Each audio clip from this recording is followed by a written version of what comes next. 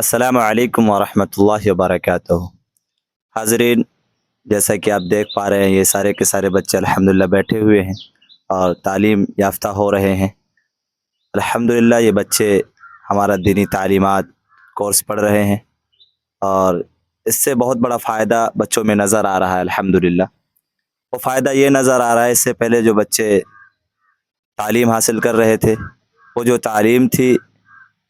بچہ قرآن اور اردو میں دھیان دے رہا تھا، اس کے علاوہ جو تربیت تھی، دعائیں، حدیثیں، کلمہ، نماز کا طریقہ اور بھی معاشرے میں جو ساری چیزیں ہونی چاہیے وہ ان بچوں کو نہیں آتی تھی۔ الحمدللہ یہ جو دینی تعلیمات کورس ہے اس کے ذریعے سے بچوں کو بہت فائدہ حاصل ہوا ہے، بہت اچھی طریقے سے۔ اصل میں ہم لوگ اپنے بچے کو قرآن صرف پڑھانا جانتے ہیں کہ ہمارا بچہ اچھی طریقے سے قرآن پڑھ جائے اور جو ہے قرآن پڑھ جائے، 1 مہینے کے اندر 2 مہینے کے اندر قرآن پڑھ جائے، لیکن قرآن کو صحیح طریقے سے پڑھ جائے ہم یہ نہیں سمجھتے بالکل بھی۔ ہمیں اپنے بچوں کو صحیح طریقے سے قرآن پڑھنا سکھانا ہے تو ہمیں اس نصاب کو چلانا پڑے گا۔ یہ دینی تعلیمات، یہ نصاب ہے، آپ دیکھ سکتے ہیں اس طریقے سے یہ ہمارا کورس ہے، یہ سال اول کورس ہے۔ یہ جو کورس آپ کو ہم دکھا رہے ہیں یہ سال اول کورس ہے۔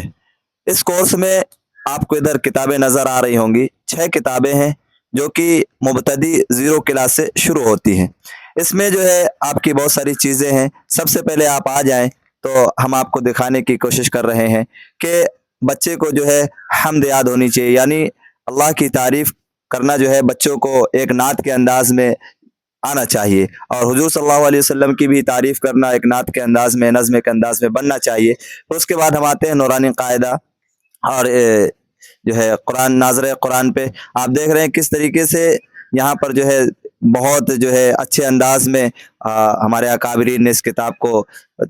لکھا ہے بہت اچھی طریقے سے۔ اس میں نورانی قاعدہ پورا یہاں تک جو ہے آپ آ جائیے، ہم آپ کو دکھا رہے ہیں جس طریقے سے یہ پورا ہمارے بچے کو یہ سورہ پوری حفظ سورہ یاد ہونا چاہیے، تعوذ، تسمیہ سے لے کر کے آپ جو ہے ہمارے بچے کو پوری طریقے سے یہاں تک 1 سال کے اندر اول کلاس کے بچے کو، یعنی جو پہلی کلاس کے اندر ہے اس کو قل اعوذ برب الناس تک یہ پوری کی پورے سورہ یاد ہونی چاہیے۔ پھر اس کے بعد جو ہے یعنی 1 سال کے اندر ہمارے بچے کو 6 سورہ آنی چاہیے۔ پھر اس کے بعد جو ہم آپ کو دکھانے کی کوشش کر رہے ہیں دعا و سنت، دعا کسے کہتے ہیں، ہمارے بچوں کو پتہ نہیں ہوتا دعا کسے کہتے ہیں، تو اللہ تعالیٰ سے مانگنے کو دعا، اور ہمارے نبی صلی اللہ علیہ وسلم کے طریقے کو دعا کہتے ہیں، ہم آپ کو دکھا رہے ہیں اس طریقے سے۔ کھانا کھانے کی دعائیں ہیں، اس کے ترجمے کے ساتھ جو ہے بچوں کو دعا یاد کرائی جاتی ہیں، اور اس کے ساتھ ساتھ جو ہے ہم آپ کو دکھانے کی کوشش کریں گے دعائیں میں بھی حدیث بھی لگی ہوئی ہے، اور عقائد و مسائل، عقائد کسے کہتے ہیں پتہ چلتا ہے، عقائد اچھے لوگوں کو، حافظ بڑے جو ہے لوگوں کو پتہ نہیں ہوتا، اہل علم کو پتہ نہیں ہوتا عقائد کسے کہتے ہیں، تو ہمارے بچوں کو